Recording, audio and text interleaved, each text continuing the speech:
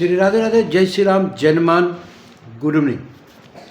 देखो, आज का जो वीडियो है बच्चों, खासतौर से वो नीट एग्जामिनेशन या फिर आप कोई भी एग्ज़ाम देने जा रहे हैं, उसमें कुछ गलतियों से कैसे आप बच सकते हैं और आपका पेपर अच्छा जाए, उसको लेकर मद्देनज़र मैं कुछ आपको अवॉइड करने के लिए बताऊंगा। जो बिग मिस्टेक है उससे आप कैसे बच सकते हैं। तो मोटा मोटी मैं 5 से 6 पॉइंट पर चर्चा करने जाऊंगा, जिस पर आपको चर्चा कर रहा हूं कि आप, जैसे कि नीट का एग्ज़ाम कैंसिल हो गया, रीनीट है, दोबारा होने वाला है नीट का एग्जामिनेशन। तो जिन बच्चों ने फर्स्ट अटैम्प्ट दिया था उनमें क्या क्या गलतियां किए होंगे, जो उनसे बाद में एहसास हुआ होगा, काश ये मैं गलती नहीं करता तो मेरा पेपर और अच्छा जाता। और ये एक उस मिस्टेक से बचने के कुछ उपाय हैं। आप नीट में, खासतौर से नीट वाले बच्चों के लिए रीनीट जो देने जा रहे हैं, और इसको आप हर एक एग्ज़ाम पर, इस परीक्षा चाहे जे मेंस हो, सीईटी हो, या आप किसी भी स्टेट पर इस परीक्षा में दे रहे हैं, वहाँ टिप्स को यूज कर सकते हैं। तो मैं भूतपूर्व सैनिक Rishikesh Kumar, Srishti care counselling founder and motivational speaker, बच्चों को समय समय पर अपने चैनल के माध्यम से ये बताने की कोशिश करता हूँ कि क्या पढ़े, क्यों पढ़े, कहाँ से पढ़े, कॉलेज कैसे अच्छा है, नहीं है। एक लंबा टॉपिक है एजुकेशन के ऊपर में। तो एजुकेशन को लेकर जागरूक करना मेरा मोटो है। अभी चलते रीनीट एग्जामिनेशन जिन बच्चों का होने वाला है, तो लगभग 5 मिस्टेक टू अवॉइड, 5 या 6 मिस्टेक है जिसकी गलतियों को आप बचाते हैं, समझते हैं, तो पेपर आपका ईजी जाएगा। पिछले एग्ज़ाम में आपने कैसे दिया आपको पता है, और क्या गलतियां हुई थी एग्ज़ाम को सॉल्व करने समय वो आपको पता है। तो मोटा मोटी आपको सबसे ज़्यादा पता है कि कैसे मैं सॉल्व कर सकता हूँ। तो कुछ गलतियाँ जिससे आप बच सकते हैं और आपका पेपर काफ़ी अच्छा जा सकता है। सबसे पहले, हर एग्ज़ाम का है टाइम मैनेजमेंट, क्योंकि पेपर के अंदर क्वेश्चन काफ़ी हैं। जे मेंस में अलग है, नीट का अलग है, समय घंटा अलग है, किसी में 3 घंटा है, किसी के लिए 3-3 घंटा का 2 पार्टों में एग्ज़ाम है ना।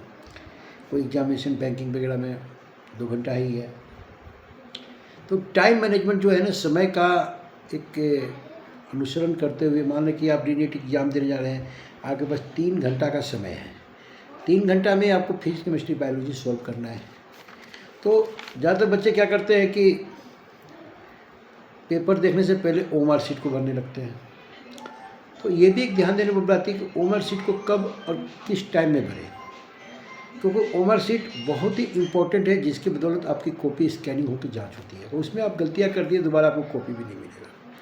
तो सबसे पहले 3 घंटा में फिजिक्स, केमिस्ट्री, बायोलॉजी को आप 1-1 घंटा समय दे रहे हैं, लेकिन उसमें से भी आपको 15 से 10 मिनट ओएमआर शीट को भी देना है।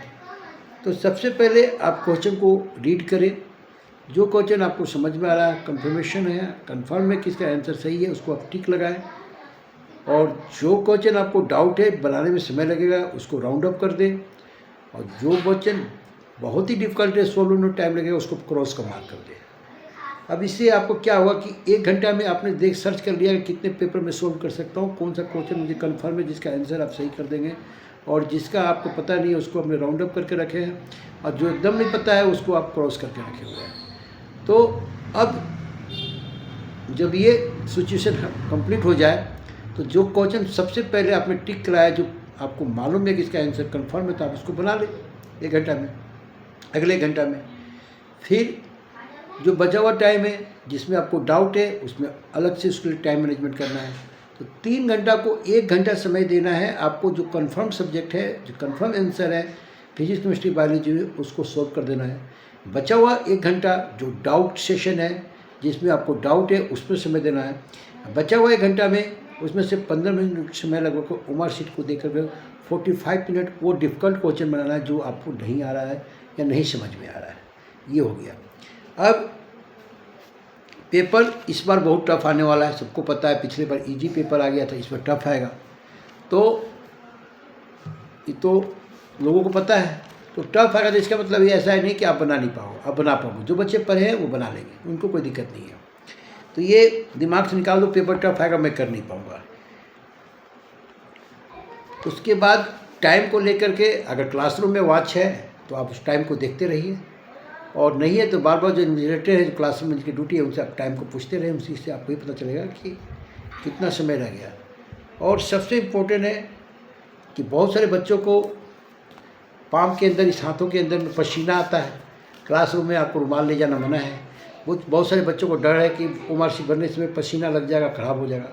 तो आप ऐसे बच्चे कॉटन का हाफ सेट कपड़े पहन के जाएँ, जिसके द्वारा आप हाथों को इस तरह करके अपने साफ कर सकते हैं और पसीना से कॉपी जो उमर सीट है वो भीगने का चांसेस कम हो जाएगा। और अच्छे से अच्छे समय पर पहुँचना है।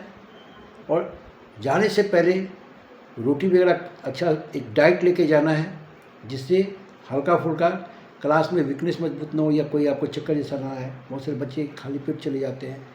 और ज़्यादातर राइस को अवॉइड करें, क्योंकि चावल खाने से नींद आती है, ऐसा तो मैं देखता हूँ। तो रोटी या फ्रूट का सेवन करें। ये कुछ जो मैं आपको वाइट पॉइंट बताया, टाइम मैनेजमेंट में 3 पार्ट। क्वेश्चन को, जो क्वेश्चन आपको बता रहा है उसको सही मार्क करें, जो नहीं पता है उसको राउंड ऑफ करें, जो एकदम नहीं पता है उसको क्रॉस करें। ये बहुत मायने रखता है किसी भी एग्जाम के अंदर में। उसके अलावा जिन बच्चों को काउंसलिंग कराना है नीट को लेकर के, जेमेंस को लेकर, सीयूटी को लेकर के, आप मुझसे संपर्क कर सकते हैं। Srishti care counselling only for government college. जेमेंस की बात कर रहा हूँ, बीटेक करने जा रहे हैं, सोच के एडमिशन लें। इंडिया में कॉलेज की बहुत ज़्यादा ही जनसंख्या है और अच्छे अच्छे कॉलेज का प्लेसमेंट के नाम पर 0 है। क्या पढ़े, क्यों पढ़े, कहाँ से पढ़े, सारे सवाल उधर सृष्टि केयर काउंसलिंग वन कॉल और सॉल्यूशन। चैनल को लाइक करें, सब्सक्राइब करें, शेयर करें। नीट वाले बच्चों को दोबारा फिर बोल रहा हूँ, इंपॉर्टेंट है सबसे पहले सेंटर पर टाइम से पहुँचना, अपने एडमिट कार्ड को कैरी करना। और साथ में री नीट कार्ड में नाम पर ये मत डालें कि अब तक इस पर क्वेश्चन टफ है। क्वेश्चन कोई टफ आने वाला नहीं, जैसा है जो पढ़े हैं उनके लिए ईजी है, जो नहीं पढ़े उनके लिए टफ नजर आएगा। साथ में टाइम मैनेजमेंट बता ही दिया। इसके अलावा और कुछ आपको हेल्प चाहिए तो आप 7903 895263 पर कॉल करके पूछ सकते हैं, समझ सकते हैं। जय हिंद, जय भारत।